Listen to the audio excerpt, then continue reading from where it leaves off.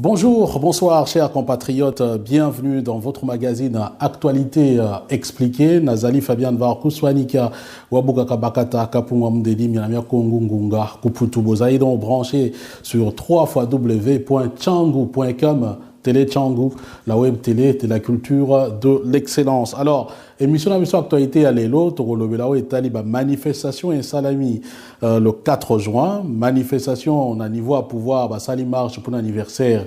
Il y a président Kabila, Azali autorité morale Nabango, et puis la manifestation, M. Samina, opposition, surtout na Poto, Bamboka Ebele, notamment pour la solidarité Nabango, qu'on dénonce le massacre na Beni, et puis qu'on dénoncer arrêt à cour constitutionnel, et bien entendu, en tout cas, dénoncer un troisième mandat pour Joseph Kabila. Torolobelapé, M23, transformé en parti politique. Alors, voilà, on a eu 5 millions d'émissions de IKM 23 ans à Kinshasa pour un accord, pour une négociation, pour si ça m'a bien. Alors là, nous venons d'apprendre que non, mais voilà, M23 a transformé en parti politique, parti on a combo Alliance pour le salut du peuple. Voilà, ASP, un truc comme ça, na tozoa, détail, en tout cas, na minute ezali koya, na émission et puis bien entendu, Tokolo est allé conclave à Bruxelles. Quels sont les derniers développements, il y a situation où on a au Italie, messe politique, au Bengisami par Etienne Tshisekedi, Wamulumba président, il y a UDPS, et puis voilà, Toyo qui déjà Batebele va confirmer, Boyebi qui corrosé là qui n'a pas de quoi dynamique. Donc pour la précision, na émission comme toujours, tu livrer chaque sujet na vidéo na yango, donc pour au moins 3 vidéos pour na nini oyo question simplement il y a qu'on rendre un peu accessibilité et puis compréhension. Yamasoro Nabiso, très bien. Alors, mais pour commencer, à Kinshasa, on vient de lancer une opération intitulée Nuit debout de Kinshasa. Donc, Bataba Telemanabutu na Kinshasa dans une certaine mesure. Alors, pourquoi opération n'a pas lancé Yango? Va lancer opération wana pour dénoncer aussi à prix à connexion Internet. Donc, depuis le 10 mai, ils ont constaté que l'opérateur, il y a téléphone mobile. Donc, combien de places on a? Tanga RTL, Tanga Vodacom, Tanga Orange, Africell, Naba Misu, Yamike, moins ebele wana. Bango, Matisi, Talo, il y a mégabyte, Teka Yango. Alors, ils ont connu depuis le 10 mai, Osmo, alors, explication exacte. Ton gouvernement va faire des explications, l'opérateur va faire des explications. Alors, va comprendre. Exemple, il 50 gigas à 100 $, les mêmes 50 gigas est commis à 500 $.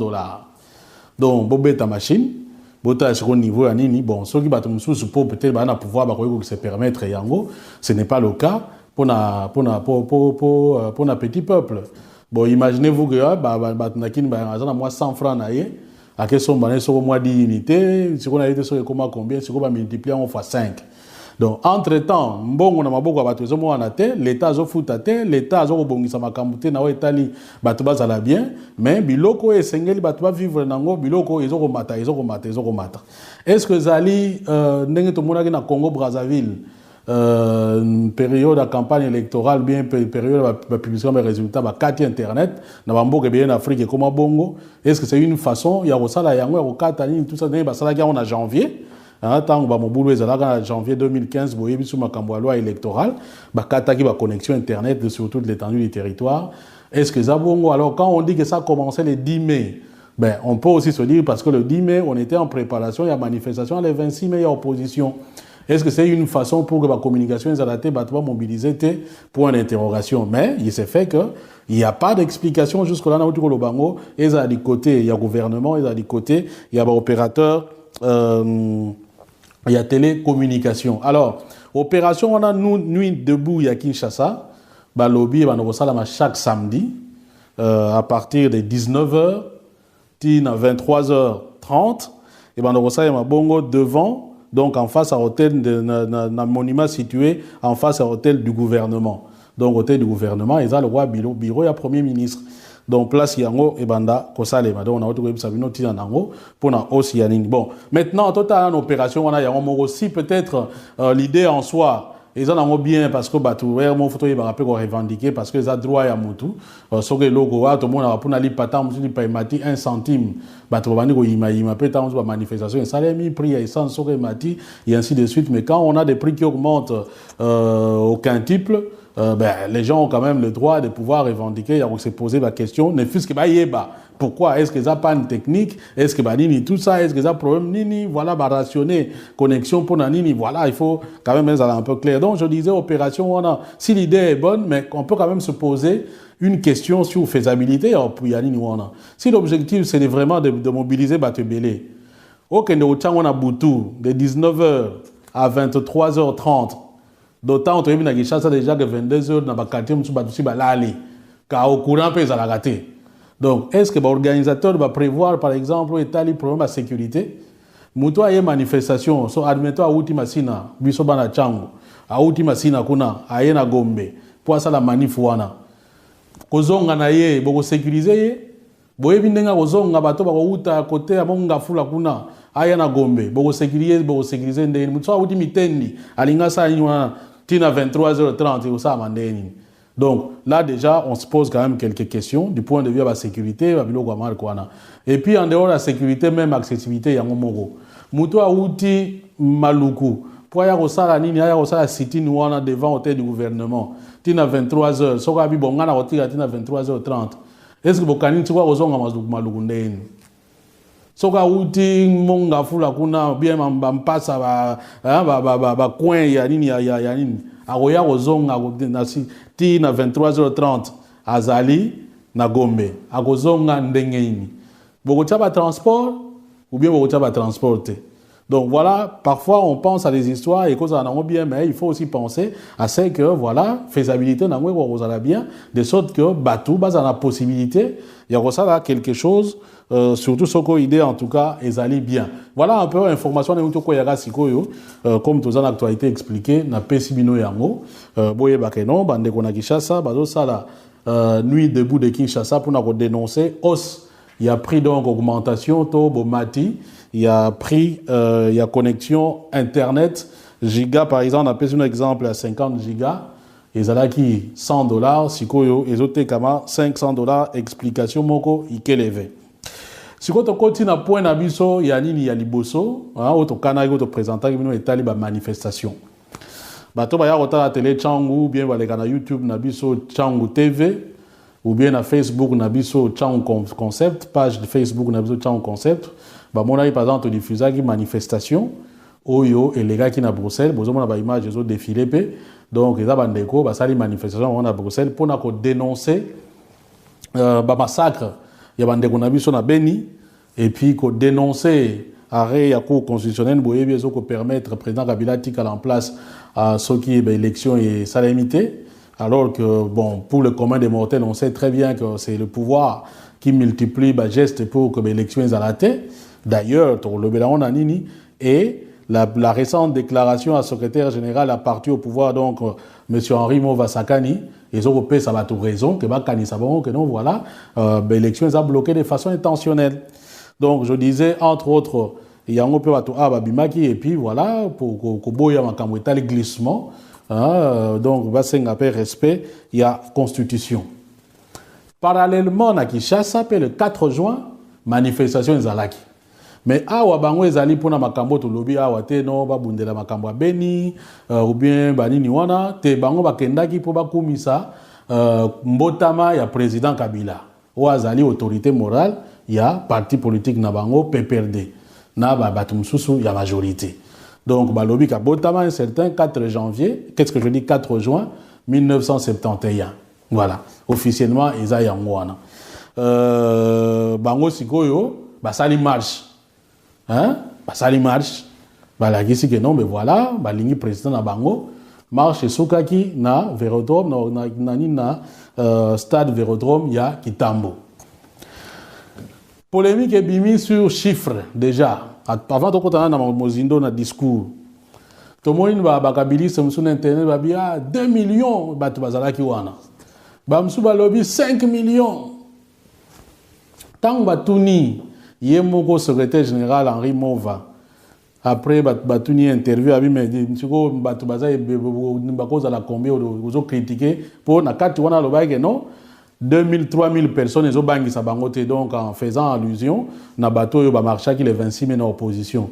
Alors tant batuni ya yo baza combien abi non na kotanga ko du chiffre na yebite mais ndenge nazo mona koza 2 millions. Bon, mais pour dire vrai nombre to monaki wana na évité ce que 2 millions, de même chose, le bac on a battu opposition, ils ont parlé de 200 000, ton limite est 200 000, mais après ton limite est 2 millions. Alors, total ici toujours nani bango moko sur aucune page Facebook il y a PPRD. Ils ont parlé maintenant de moins de 50 000. Près non, plutôt près de 50 000. Ou à la page il y a PPRD. Donc, vous allez voir qu'au 5 ans, il y a la majorité, il simple, autorisé, les chiffres sont variés, ils ont 5 millions, 2 millions, 100 000, près de 50 000.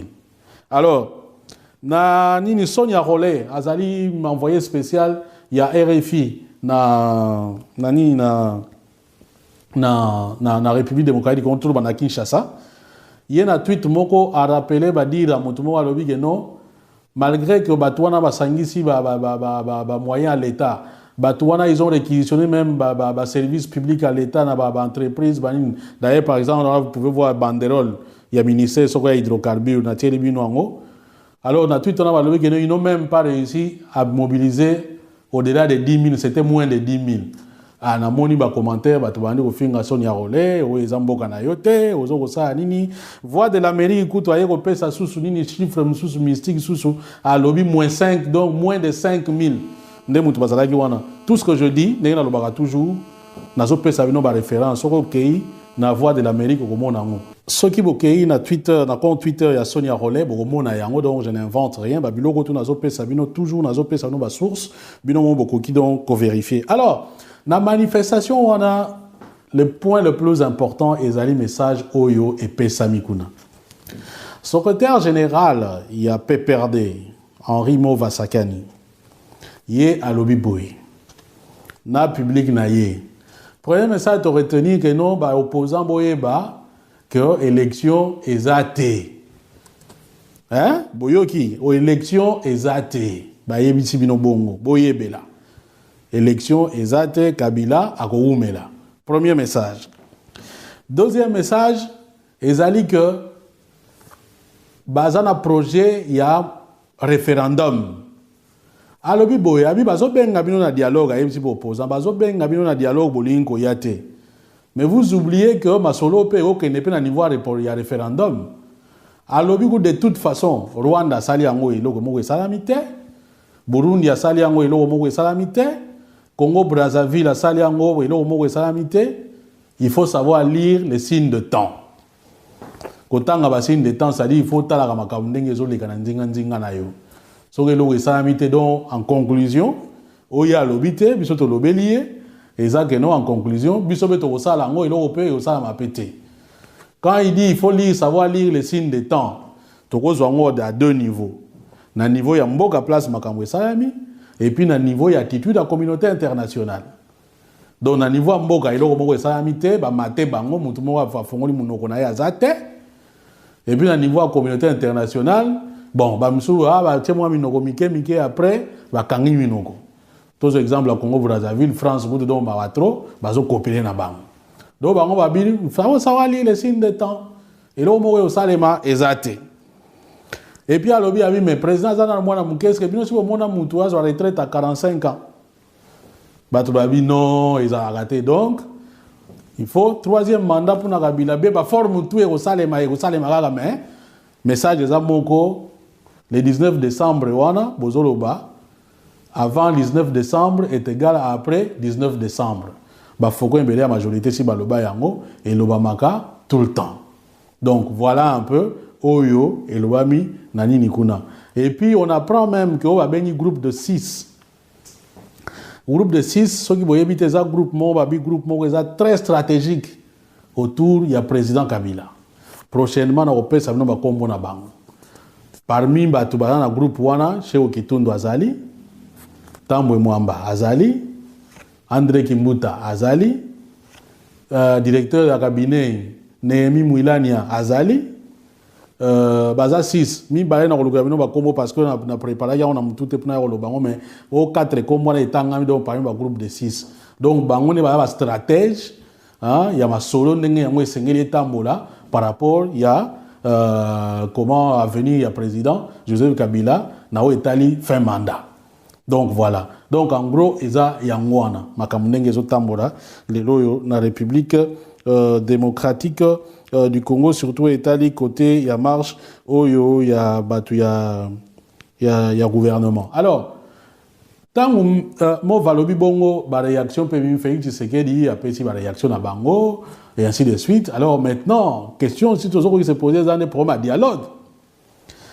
Est-ce que dialogue soit toujours continuer à le dialogue face il y a position pour et là on est épais à moins qu'on soit mini quand on va le dialogue comme si en face batbaza bien intentionné par rapport à objectif au Italie alternance bango bazo yebi sabino côté bango bazo kende donc en fait le message aussi que venez au dialogue pour que boya kondima masolo bisone tozo kanisa parce que so bondimi yango te aussi mbate bango baza dans la logique na bango. Et on fait d'ailleurs remarquer dans par exemple un article on a Jeune Afrique que finalement Lelo Kabila a tous les jeux politiques dans Maboko parce que du moment où tu as un cours comment arrêter à cours constitutionnel pour naïe et sengeli voilà azan déjà allié moko makasi bino atabo lobby yekuna ko tetali était donc la seule façon de faire changer les choses c'est la rue ngam na lobby te. Donc bateau muto aza armé ou bien muto aza na matière ya sécurité na maboko naïe donc la seule façon de faire plier eza balabala. Mais all siko to zo na ekoto lié bato ba kenata na sens wana bato bango bazo kanjande mususu alors to yebite siko te rotala comment le conclave ya Bruxelles et rozala comment ça va résolution ni ba stratégie ni quoi arrêter par rapport à la situation wana tout en sachant que bango nyon sopé ba lo bapé même langage té na o etali makamnenge zo tambola siko. Alors maintenant de comment va tuninga bi mais tozo comprendre té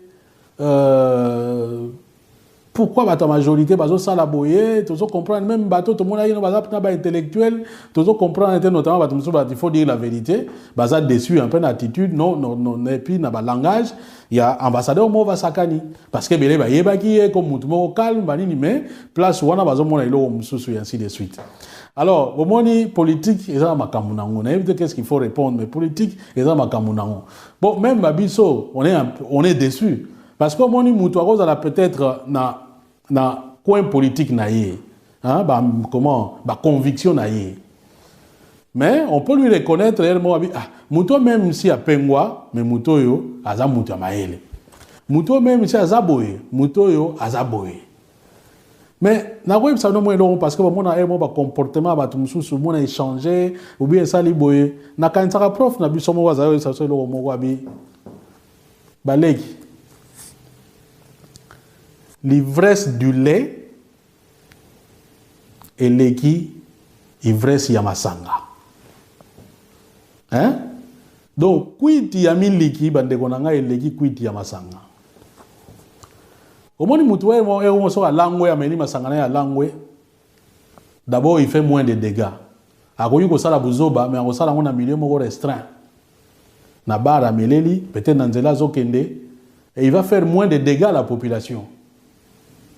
Mais muto ana kwiti ya miliki ata za mayele ezande miliki tondi bongo échanger makambo et aussi mbasuti donc au moins c'est comme muto azota oh mais muto ndenge bino bomo ya ali boma ou bien soki ndenge ni poto zo comprendre le souté comment azaboye kwiti ya miliki bande kona ngai na kanza sumo sene osengo aloba elo bombo alobi abi tant que président a connu la conférence nationale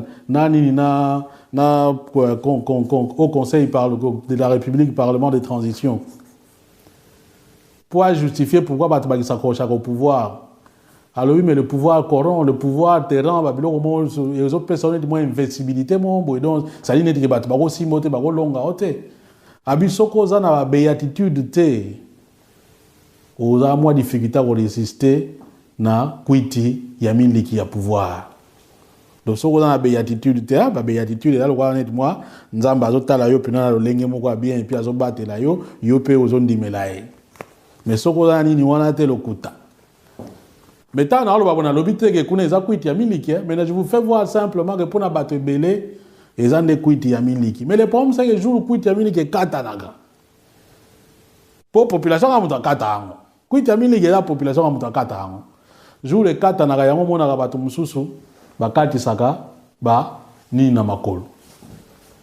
Par exemple, le ministre Ginkele, il y a passé sur une conférence, a organisé une conférence sur l'anniversaire il y a président Kabila.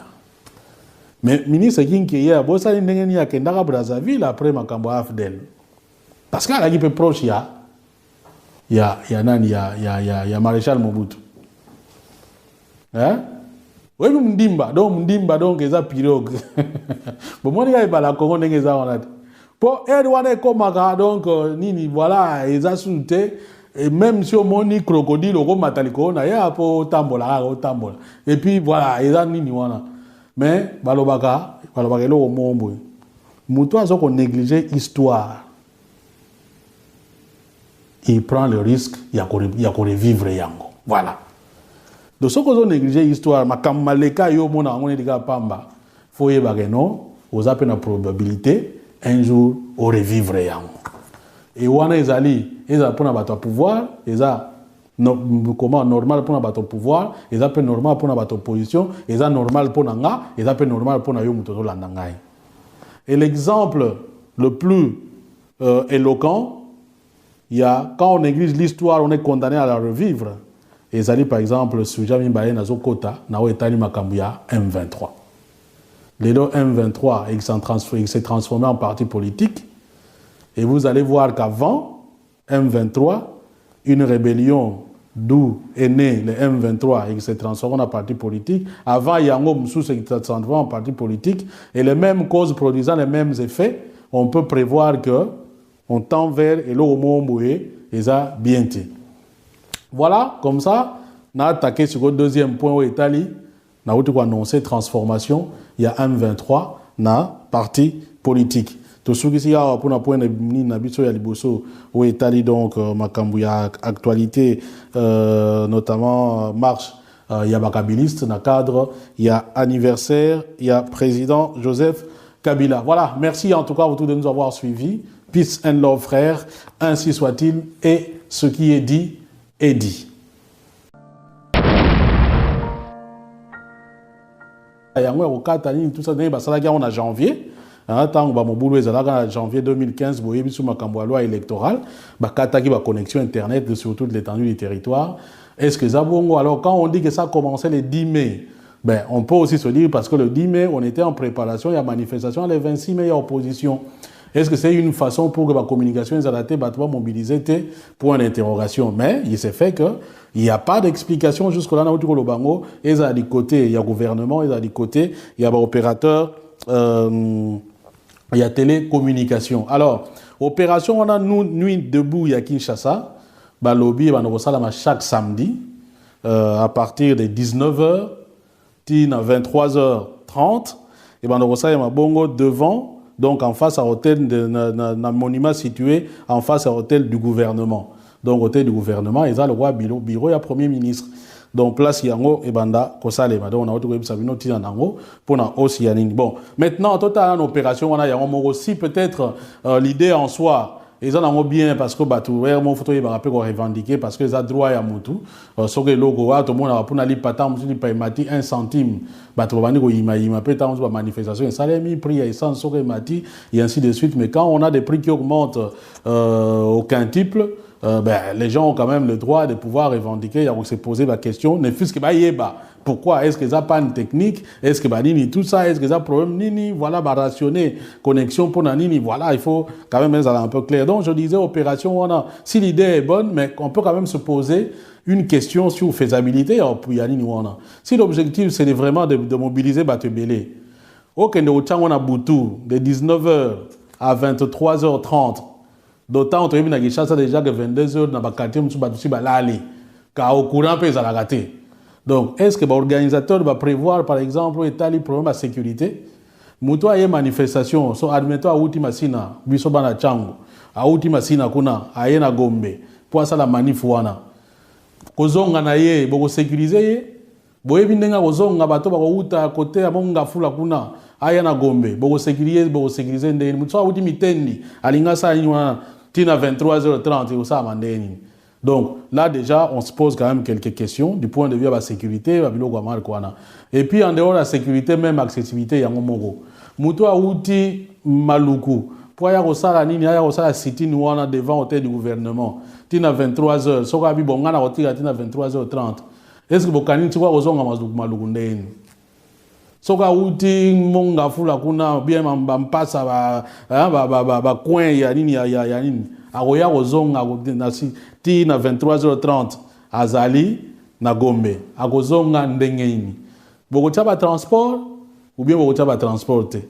Donc voilà, parfois on pense à des histoires et cause en bien, mais il faut aussi penser à ce que voilà, faisabilité n'a pas bien, de sorte que bateau base la possibilité, il y a ça là quelque chose, surtout ce qu'on idée en tout cas, ils allaient bien. Voilà un peu l'information comme tous en actualité expliqué, na pesibino yango, boye bakeno, bande kona Kinshasa, bazo sala nuit debout de Kinshasa pour nous dénoncer hausse. Il y a pris donc augmentation, tobo mati. Il y a prix, il y a connexion Internet, giga par exemple, on a pris un exemple à 50 gigas, et ça là qui $100, si koyo, et autres kama $500, explication moko, ikeleve.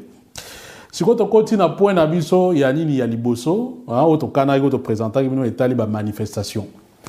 Bato ba ya rota la télé Changu, bien ba le canal YouTube nabiso Changu TV, Félix Tshisekedi a pris ba réaction à bango. Et ainsi de suite. Alors maintenant, question si toujours qui se pose des problèmes à dialogue. Est-ce que dialogue, ce qui toujours continuer à rouler, dialogue. Face, il y a position pour, et là on est épais à moins qu'on mini. Quand on va le dialogue comme si en face, baza bien intentionné par rapport à l'objectif au étali alternance. Bango bazo yebi sabino côté bango bazo kende. Donc en fait, le message aussi que venons au dialogue pour que boya kondima masolo psone toujours kanisa. Parce que ce bon dimi yango te aussi mbate bango baza dans la logique na bango. Et on fait d'ailleurs remarquer dans Nanine par exemple un article bon on a Jeune Afrique que finalement Lelo Kabila a tous les jeux politiques dans Maboko parce que du moment où tu as un cours comment arrêter à cours constitutionnel pour naïe et sengeli voilà azana déjà allié moko makasi. Bino atabo lobby yekuna ko tali était donc la seule façon de faire changer les choses c'est la rue ngam na lobby te. Donc, bateau mouto aza armé, ou bien mouto aza na matière de sécurité na maboko nae. Donc, la seule façon de faire plier est balabala. Mais or, si ko tozo mona rekoto le bateau ba kenata na sens wana, bateau bango bazo kanzande mususu. Alors, to yebite si ko te rotala comment le conclave à Bruxelles et rozala comment ça va résolution ni ba stratégie ni quoi arrêter par rapport à la situation wana tout en sachant que ba on sopé ba lo bapé même langage té na o etali makambo ndenge ezotambola sikoyo. Alors maintenant de comment va tuninga bi mais toujours comprendre té pourquoi la majorité bazo sala boye toujours comprendre même bateau tout le monde a une ba intellectuel toujours comprendre notamment il faut dire la vérité baza déçu un peu d'attitude non et puis na ba langage il y a ambassadeur mo va sakani parce que belé ba yebaki comme mutumo calme banini mais place wana bazo mona ilo mususu et ainsi de suite. Alors au moni politique eza makambo nango na éviter qu'est-ce qu'il faut répondre mais politique eza makambo nango bon même babiso on est déçu parce que moni mutu akoza peut-être na coin politique naïe, hein, comment, conviction naïe. Mais on peut lui reconnaître réellement, muto même si a pengwa, mais muto yo aza muto maele. Muto même si aza boye, muto yo aza boye. Mais na quoi ça non moins parce que mon a ba comportement ba tumsusu mon a échangé ou bien ça li boye. Na kan saka prof na biso mo waza yo ça so lo mo wabi. Baleki. L'ivresse du lait et l'équi, ivresse yamasanga. Hein? Donc, kuiti yami liki bande konanga et l'équi kuiti yamasanga. Au moins, mutuwe mo so a langwe ameni masanga na ya langwe. D'abord, il fait moins de dégâts. akoki kosala buzoba mais akosala ngo na milieu moko restreint na bar à meleli peut-être na nzela azokende et il va faire moins de dégâts à la population. Mais mutu ana kwiti ya miliki ata aza mayele ezande miliki tondi bongo échanger makambo et aussi mbasuti. Donc au moins siko mutu azota oh mais mutu ndenge bino bomo ya liboma ou bien soki ndenge ni poto zo comprendre le souté comment azaboye kwiti ya miliki bandeko na ngai na kanisa sumo senya osengo aloba elo bombo alobi abi tango azalaka président akunini bia conférence nationale nani na au conseil de la République parlement de transition pour justifier pourquoi batu bakisa au pouvoir. Bonjour, bonsoir chers compatriotes, bienvenue dans votre magazine Actualité expliquée. Nazali Fabian Varkouswanika, Wabuka Kabakata, Kapungwa Mdedi, Milamia Kongungunga, Kuputu Bozaïdon, branché sur www.changu.com, Télé Changu, la web télé de la culture de l'excellence. Alors, émission Actualité à l'élo, Torolobelao et Taliba, manifestation et salami le 4 juin, manifestation on a niveau à pouvoir, sali marche pour l'anniversaire. Il y a président Kabila, Azali autorité morale na bango et puis la manifestation monsieur Samina opposition pe surtout na bapoto bamboka ebele notamment pour la solidarité na bango ko dénoncer le massacre na Beni et puis ko dénoncer arrêt à cour constitutionnel et bien entendu en tout cas dénoncer un troisième mandat pour Joseph Kabila. Tokolobe la paix M23 transformé en parti politique. Alors voilà, on a eu 5 millions d'émissions de IKM 23 ans à Kinshasa pour na ba accord na bango pour na ba négociation pour basi ça m'a solo toyebi penda bien té.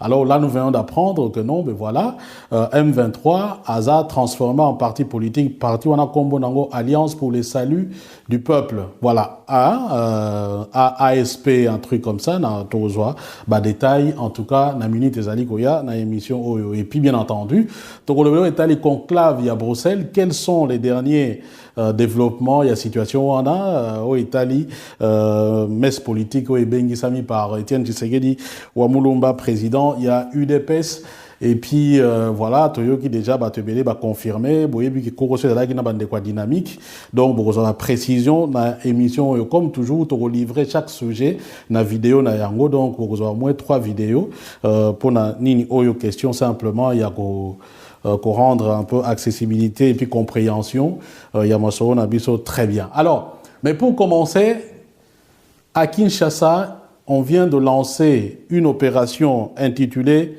Nuit debout de Kinshasa. Donc, Bataba Telemanabutu na Kinshasa dans une certaine mesure.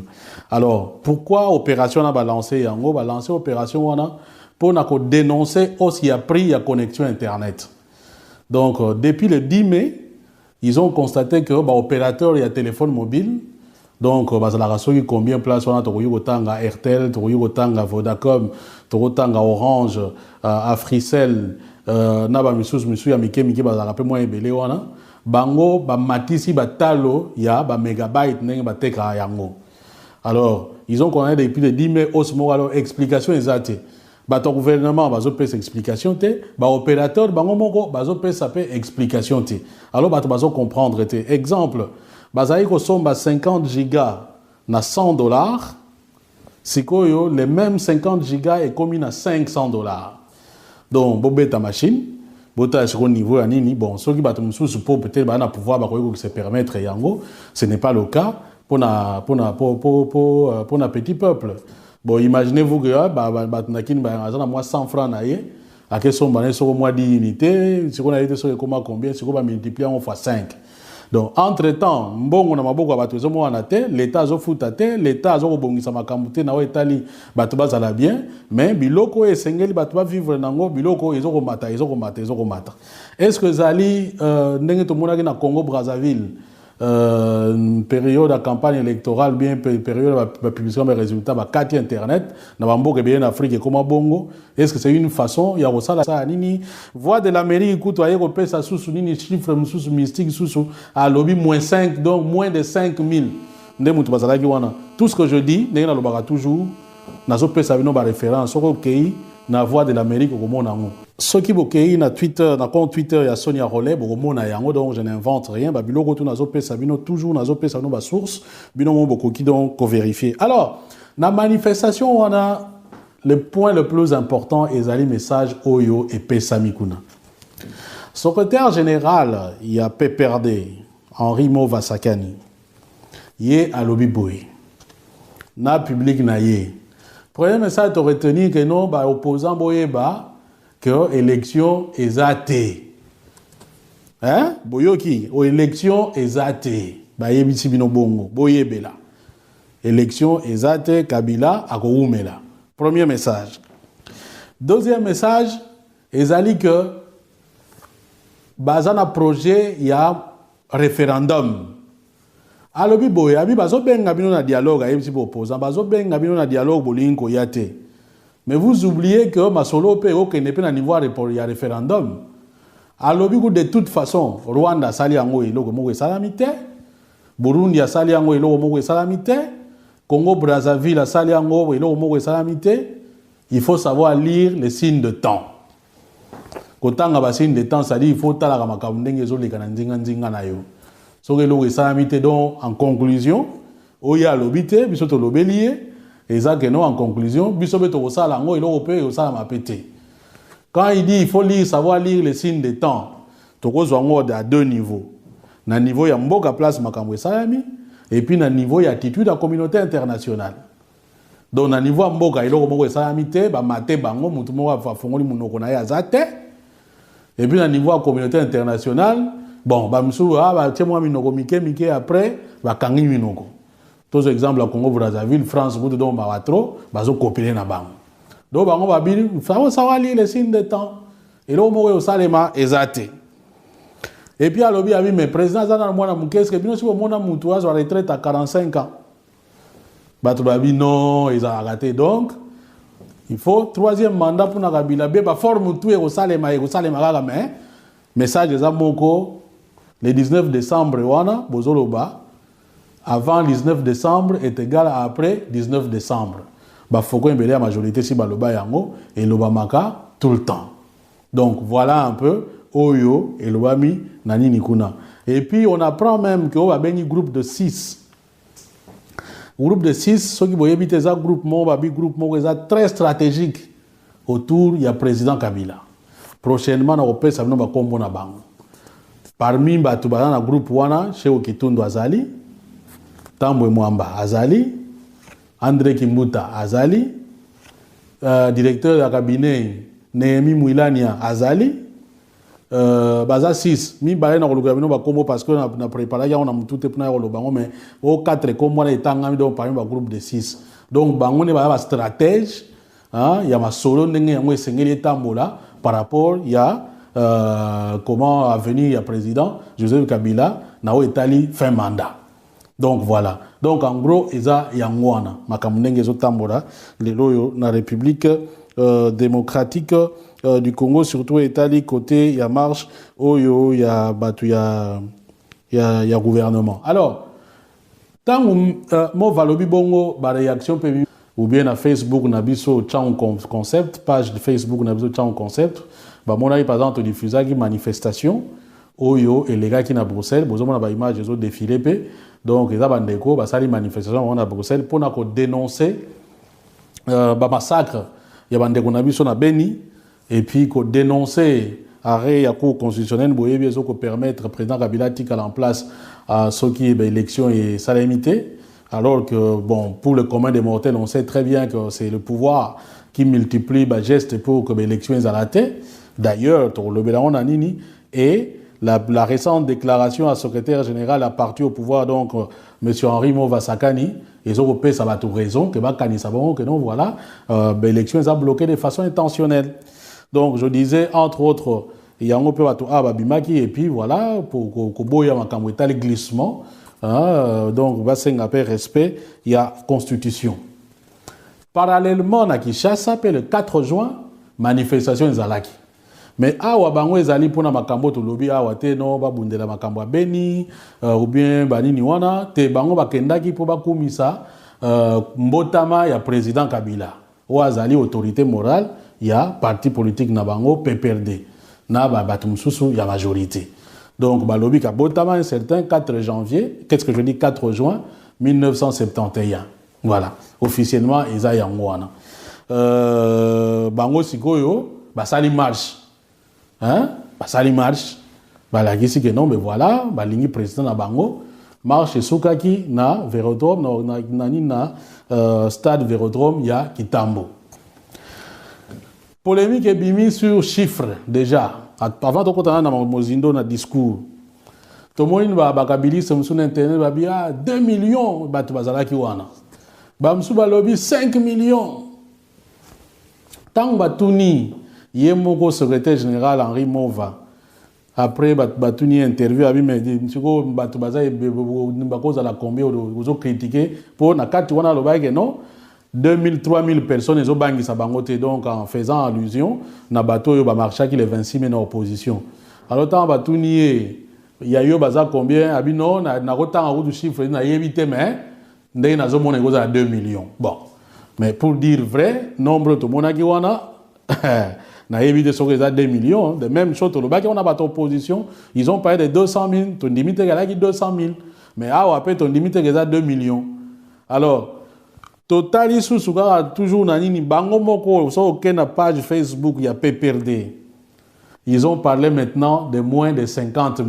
Près non, plutôt près de 50 000. Wana page il y a PPRD. Donc, vous allez voir qu'au 5 ans, il y a la majorité, il simple, autorisé, les chiffres sont variés, ils ont 5 millions, 2 millions, 100 000, près de 50 000. Alors, Nini Sonia Rollet, Azali m'a envoyé spécial, il y a RFI, na République démocratique contre le Kinshasa.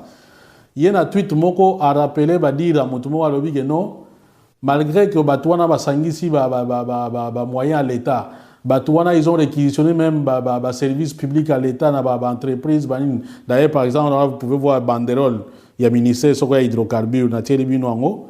Alors na tweet on a alobi que non ils n'ont même pas réussi à mobiliser au-delà de 10 000, c'était moins de 10 000. Ah na moni ba commentaire batouani ko finga Sonia Rollet o ezamboka na yote